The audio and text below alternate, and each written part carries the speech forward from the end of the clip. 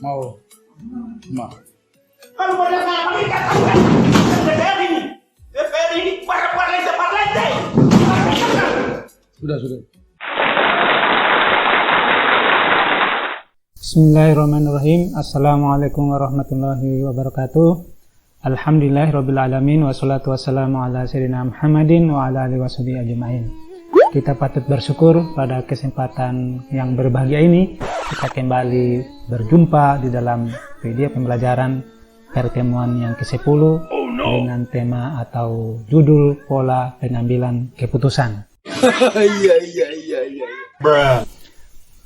Yang saya muliakan, adik-adik semua yang saya muliakan, pada kesempatan yang berbahagia ini kita berbicara tentang pola pengambilan keputusan, karena ini memang salah satu hal juga yang harus kita mengerti, kita pahami terkait dengan mata kuliah manajemen produksi agribisnis, karena memang di dalam melakukan kegiatan-kegiatan yang ada di dalamnya tentu tidak menutup kemungkinan ada proses-proses atau ada tahapan-tahapan, ada yang harus dilakukan terkait dengan pengambilan keputusan. Dan pola pengambilan keputusan itu tentu saja terkait dengan kepemimpinan. Nah, di dalam organisasi atau di dalam suatu perusahaan tentu ada kepemimpinan yang ada di dalamnya sebagai bagian yang penting yang tidak terpisahkan dengan kegiatan organisasi dalam usaha. Nah, menurut Bolden, beliau mengatakan bahwa teori kepemimpinan berkembang dari gaya dan tipe kepemimpinan yang menjadi sifat seseorang sejak lahir, sampai dengan bagaimana gaya pemimpin yang demokratis, yang mampu berinteraksi dengan orang lain dan mengajak mereka untuk ikut dalam upaya pencapaian tujuan organisasi. Jadi memang di sini ada proses-proses bahwa pemimpin itu bisa lahir dari sejak lahir sudah memiliki watak atau pembawaan yang layak untuk menjadi pemimpin. Namun ada juga memang untuk melahirkan kepemimpinan itu tentu melalui proses-proses pelatihan, proses-proses pengamalan di lapangan atau di medan berdasarkan pengalaman yang ada. Kemudian kepemimpinan seseorang itu terasah atau terbukti bahwa memang seseorang itu layak menjadi pemimpin. Oh my God! Wow! Tentu seorang pemimpin yang baik adalah pemimpin yang demokratis, kemudian berinteraksi dengan orang lain dan bekerjasama dengan mereka, dan mampu juga mengajak mereka untuk ikut dalam upaya untuk mencapai tujuan organisasi. Karena memang setiap organisasi pada awal pembentukan organisasi tentu ditetapkan tujuan apa yang ingin dicapai dengan adanya organisasi tersebut. Nah, organisasi yang baik adalah organisasi yang memiliki pemimpin yang mampu mengarahkan anggota-anggotanya kepada tujuan organisasi itu sendiri. Pemimpin dapat dikatakan efektif apabila mampu menciptakan situasi yang dapat memberi inspirasi bagi para pengikutnya untuk mencapai tujuan yang lebih baik dan lebih tinggi lagi dari keadaan sekarang. Jadi kalau umpamanya seorang pemimpin kemudian dia tidak mampu menciptakan kondisi yang lebih baik dari keadaan yang sekarang, mungkin rata saja, sama saja dengan kondisi sebelumnya, atau malah menurun, maka itu menunjukkan bahwa kepemimpinan tersebut tidak efektif, justru menimbulkan masalah-masalah atau menjadi beban di kemudian hari bagi perusahaan atau bagi organisasi. No, God! No, God, please, no! No! No! Maka pemimpin yang efektif apabila dia pertama memiliki kapabilitas memodifikasi perilaku. Karena memang salah satu hal yang harus kita perhatikan di sini, bahwa kalau umpamanya seseorang menjadi pemimpin, maka dia harus mampu memodifikasi atau merubah perilaku-perilaku atau kondisi-kondisi yang sebelumnya tidak mendukung menjadi lebih baik lagi.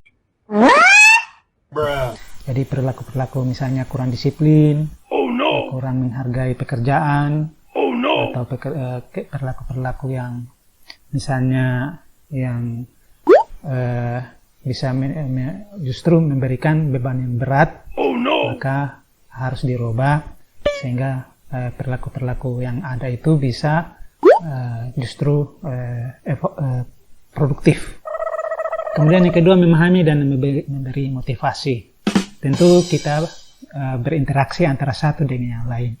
Maka seorang yang efektif itu, seorang pemimpin efektif, dia bisa memahami bagaimana kondisi, bagaimana situasi yang terjadi, kemudian memberikan motivasi sehingga orang yang tadinya lesu, lemah, loyo, tidak bisa atau kurang bersemangat, maka bisa menjadi kuat, menjadi bersemangat kembali, memiliki motivasi yang tinggi untuk bekerja dengan baik.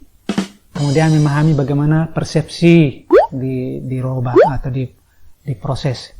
Karena kadang-kadang ada orang yang salah paham, ada yang tidak mengerti, maka perlu di dalam jiwa atau di dalam pemikiran masing-masing dirubah persepsi-persepsi yang ada sehingga sesuai dengan yang dikehendaki.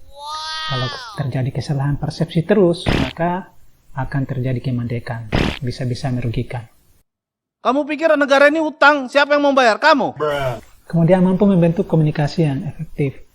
Untuk komunikasi ini, kenapa penting komunikasi? Kalau tidak ada komunikasi atau komunikasi kurang dipahami, maka akan sulit juga dalam melaksanakan tujuan-tujuan organisasi.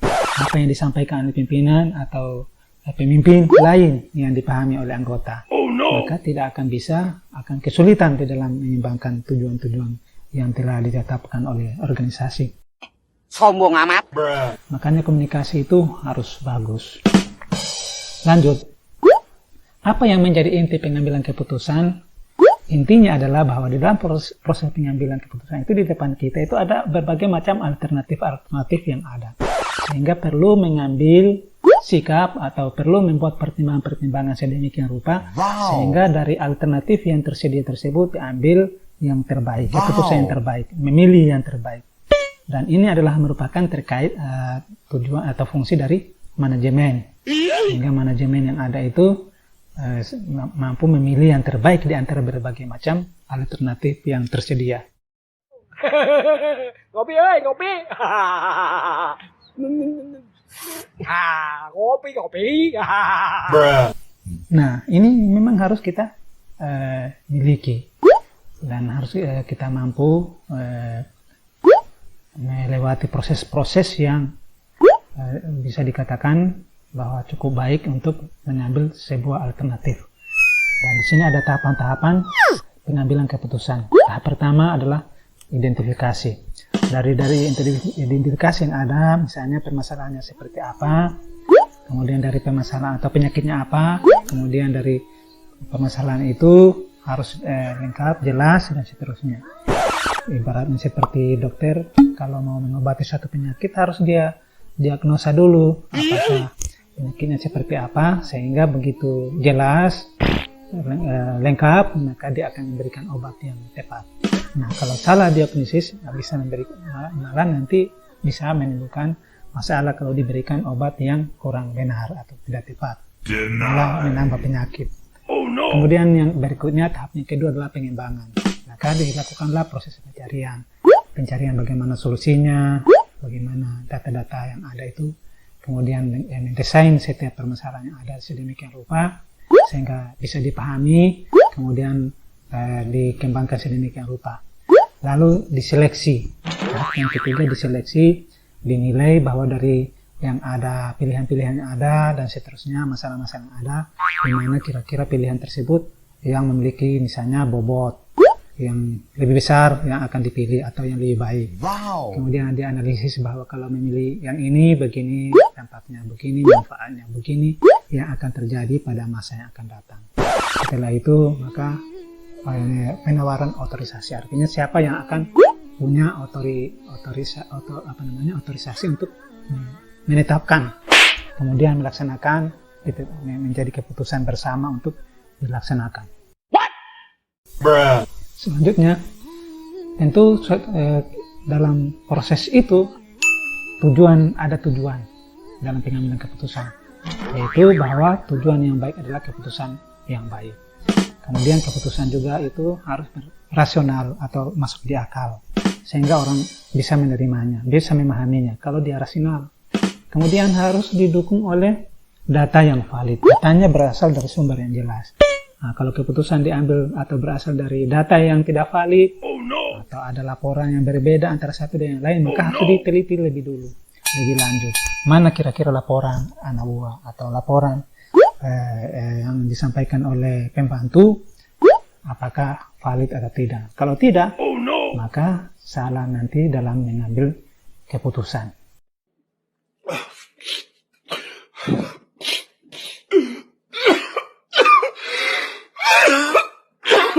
Dan itu adalah kerugian yang akan dialami kalau terjadi pengambilan keputusan yang berasal dari data yang kurang valid. Jantung! Atau kemudian tidak rasional dan seterusnya. Selanjutnya, teknik pengambilan keputusan ada berbagai macam. Ada di sini 4. Yang pertama adalah partisipatif, artinya mengajak berpikir semua pihak yang ada, yang terkait, sehingga mereka juga bisa memberikan sumbangan pemikiran, alternatif yang bisa dilaksanakan atau yang bisa dipilih. Kemudian setelah itu diputuskan. Kemudian ada teknik Delphi. Teknik ini membentuk satu kelompok di mana masing-masing anggota mencoba memberikan pertimbangan-pertimbangan, tapi antara satu dan yang lain tidak saling mengetahui, tidak ada nama di situ bahwa si A mempertimbangkan seperti apa pemikirannya, si B seperti apa pemikirannya. Tapi nanti dari setelah pemikiran-pemikiran itu disaring, kemudian dicari yang terbaik. Ada kemudian teknik pengambilan keputusan, yaitu kelompok. Artinya dibentuk kelompok khusus yang akan memikirkan dan menyelesaikan solusi-solusi yang ada atau mengambil keputusan dari berbagai macam pilihan tersebut. Kemudian ada kelompok nominal. Ini kelompok nominal mirip dengan teknik Delphi, tapi mereka dibentuk kelompok, tapi mereka saling berdiskusi di antara satu sama lain, dituliskan pendapatnya masing-masing di sebuah papan misalnya. Kemudian setelah itu diambil dari berbagai macam alternatif, diambil yang terbanyak atau yang terpilih. Selanjutnya, gaya pengambilan keputusan. Ada yang direktif. Direktif ini maksudnya secara langsung memberikan arahan, memerintahkan harus ini, harus itu. Nah, itu biasanya di tentara, misalnya di polisinya, itu bersifat komando. Kemudian ada analitik yang kedua. Analitik ini adalah merupakan gaya pengambilan sebelum keputusan diambil, maka dianalisis terlebih dahulu. Keputusan ini akan seperti apa, keputusan itu akan seperti apa, dan seterusnya. Kemudian yang konseptual. Gaya konseptual ini misalnya berdasarkan konsep pemikiran yang telah ada atau temuan-temuan yang rasional, bahwa kalau ini masalahnya maka ini solusinya. Wow. Berdasarkan konsep-konsep yang atau teori-teori yang sudah berkembang atau pengalaman-pengalaman. Kemudian yang keempat adalah gaya pengambilan keputusan dengan melihat perilaku-perilaku yang ada di lingkungan, misalnya perilaku karyawan atau perilaku anak buah, perilaku lingkungan, perilaku pasar, dan seterusnya. Kemudian dari situ baru diambil keputusan seperti apa solusi yang akan diambil.